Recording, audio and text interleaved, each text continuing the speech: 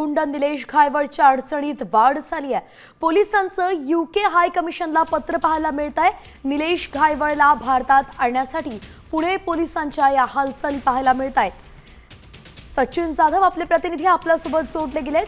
सचिन, एक पत्र पाठवण्यात आलेलं आहे थेट यूके हाय कमिशनला, काय सविस्तर अपडेट आहे, कशा पद्धतीने हालचाली होत आहेत?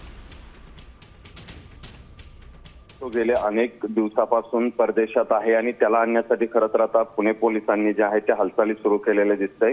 यूके हाय कमिशनला पत्र पाठवलेलं आहे आणि निलेश घायवळला ताब्यात द्या असे या पत्रात उल्लेख केलेला आहे।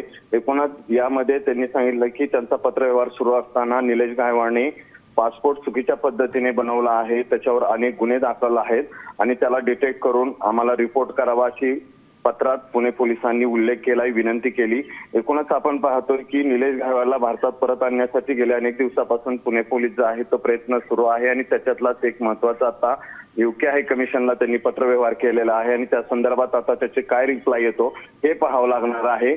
एकूणच निलेश घायवळवर अनेक गुन्हे दाखल आहेत, अनेक खंडणी असेल किंवा इतर गुन्हे दाखल असताना पुणे पोलिसांनी अनेक प्रकारचे गुन्हे या निलेश घायवळवरती आणि म्हणून त्याला परत आणण्यासाठी पुणे पोलिसांची ही धडपड पाहायला मिळते। त्यांच्या पत्राला कसं उत्तर मिळतंय पाहावं लागणार आहे। धन्यवाद सविस्तर अपडेटसाठी।